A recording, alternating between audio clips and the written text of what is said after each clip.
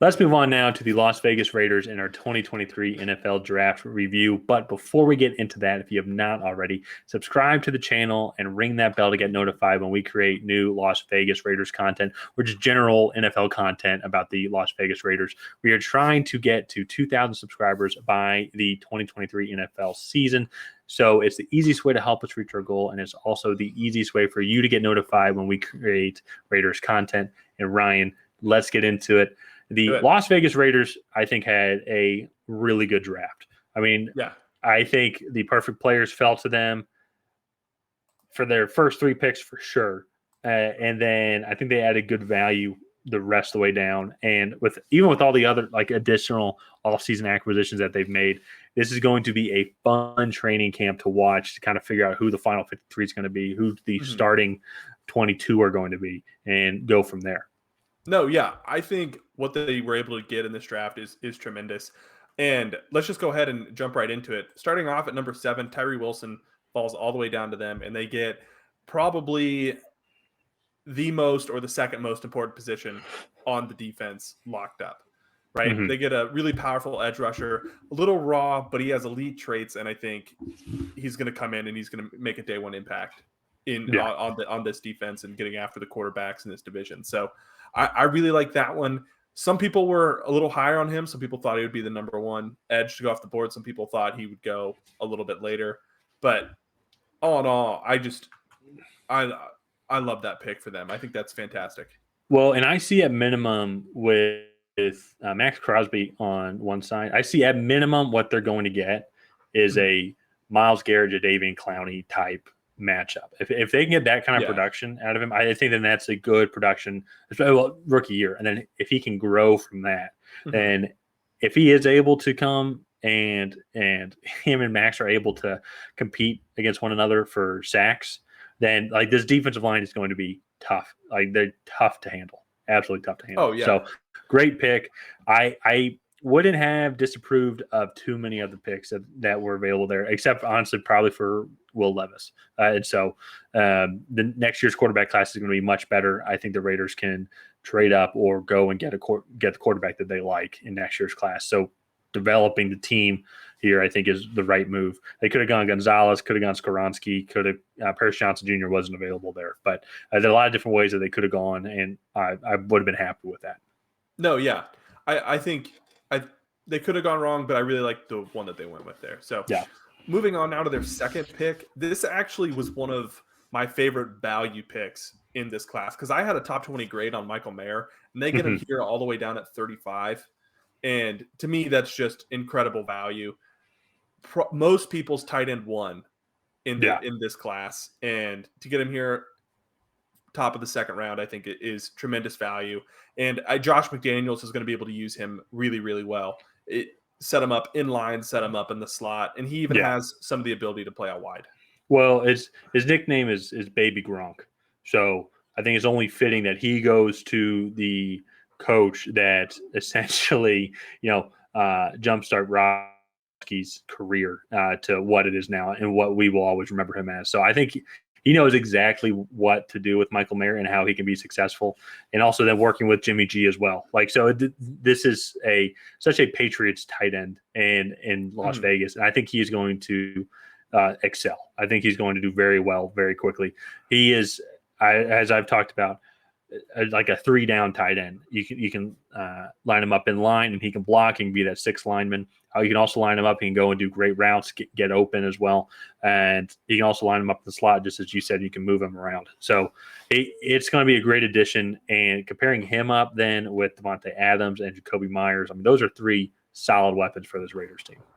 No, yeah, and I think you left out Hunter Renfrow as well. I did. Oh yeah.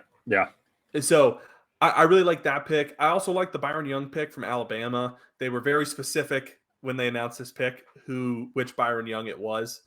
But I like that pick as well. And then one pick that I'm not super fond of, and I'm curious to hear your thoughts, but the number 100 pick with Trey Tucker, Tyler Scott was still on the board. Yeah. And I liked that receiver better. However, I think you look now at that middle of the field and kind of where both of these guys would play. And actually, granted, Tyler Scott did play more outside than Trey Tucker, but you now have Hunter Renfrow, Jakobi Meyers, and Michael Mayer. So you already have 3 guys that are going to be playing in the middle of the field, and then you go and draft Trey Tucker. I'm curious to see how they're going to use that pick because he is a 3rd rounder. He's going to be on the roster. So Yeah. I don't see that projection there. They probably could have gone somewhere else, maybe solidified that offensive line, which they haven't addressed yet, or maybe gone in a different direction. So yeah. Well, it's interesting too because the next receiver taken was Darius Davis. Yeah. About 30 picks later. And then the next receiver after that. So that's what, like, value-wise. I think. Huh? I think it was Charlie Jones right after that. Yeah. He actually, I think he would have been really good in this. He could have replaced your Hunter Renfrow, so to say. But yeah, I do agree with you there. I would have thought Tyler Scott would have gone sooner because Tyler Scott actually didn't even go until round 5, I think. Round 5, yeah, I didn't change it. But I would have thought that they would have maybe gone more of a big body receiver, and I don't believe that they did. Yeah. So that one was a little shocking. I'm trying to honestly think who else would have been a good pick. I think maybe like an offensive line, which they do end up going offensive line, but that's probably where I would have gone because then if you look at the next run of picks or like the next section of picks was the beginning of round 4 where a lot of offensive linemen were taken. And so, but actually, speaking of the beginning of round 4, they traded up to take Jacorian Bennett from Maryland, the second fiddle to Deontay Banks. So I like that pick. He's really athletic. And then one pick that catches my eye is this Aiden O'Connell pick because I want to say he's 6'5", not super athletic, but just extreme accuracy and a really solid arm. And I'm curious if McDaniels might be onto something here with O'Connell because I think he was at the Shrine Bowl and had a really, really solid week. So I'm curious there if McDaniels might found himself a potential starter here in the future. And then lastly, we'll go through these last ones pretty quick. But Christopher Smith, the safety from Georgia, he was the one that knocked out Marvin Harrison Jr., right, in the bowl game? I believe so, yeah. So, yeah, they got a nice middle-of-the-field roamer there, Amari Burnay, and then Nesta Jade Silvera, the defensive tackle from Arizona. So, all in all, I was pretty happy with this draft class for the Raiders. I think I think it can do a lot of really solid things for them. It laid a nice foundation for this McDaniels regime because if you looked at what they did in the offseason, they had a lot of turnover. And I think with all that turnover, they're going to be starting like 15, 16 new guys on both sides of the ball. Yeah. So I think that's going to be really interesting. I'm excited to see what goes on here with the Las Vegas Raiders. So let's get into our grades here. So we actually both gave them an A-. Tyler, why the A-? I think that they definitely hit on a couple of the picks early on for sure. And there's a couple ones, as we mentioned, like the Trey Tucker one. I get the Aiden O'Connell one as well. But I also wonder if maybe, like, I get why you draft O'Connell there, but I think there might have been other quarterbacks on the board. But it's such tough to find like that kind of value, especially that late. But in general, though, I did all my grades kind of based off a curve. So like whoever I thought that had the number 1 draft and went through there. And Raiders had a top 10 draft. I mean, I really like their draft. I think Tyree Wilson's coming in day 1 starter. Same with Michael Mayer. He's going to easily replace Darren Waller. But he's easily going to be able to replace what Darren Waller was able to provide over the past couple seasons, which wasn't much because he was hurt all the time. So, and then the Byron Young and Jacorian Bennett, I think, can come out and compete for starting spots. I agree with you on the Trey Tucker. I thought that there was maybe a missed opportunity to get a bigger body receiver potentially, but also depends on like who was on the board. So in general, though, like every time they picked and I saw them pick a player, it's like, no, that's a good pick. Yeah, no, I agree. That's kind of exactly how I felt. I actually think that Christopher Smith, the safety from Georgia, might be able to come in and compete for a starting role as well. So I think they got 2 to 3 definite starters and then a bunch of guys that I think can either be solid backups or be competing for a starting role. So I think that's really solid value there for the Las Vegas Raiders. Yeah.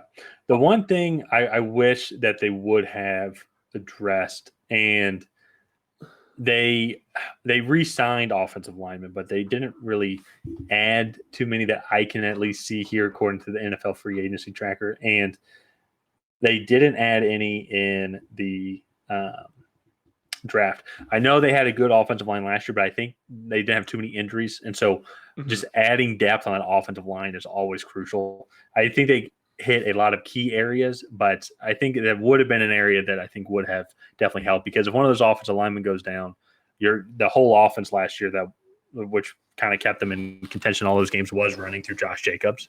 So if that goes away though, and then if Jimmy G isn't better than Derek Carr and what he was able to provide last year, then it could be a long season, I think, for the Raiders. So that's one area I wish they addressed a little bit more. But, I mean, they did also re-sign several key guys as well. So I guess it's kind of give and take there. Yeah, yeah. And as far as it goes for 2023, I think they're in a pretty good spot. I think with the way that things went down for them last year, I don't think it'll get much worse, barring injury to the offensive line. My big question is if it doesn't get better, what do the Raiders do with McDaniels? Because he kind of did lose the locker room last year. Then the whole situation with Derek Carr was just odd.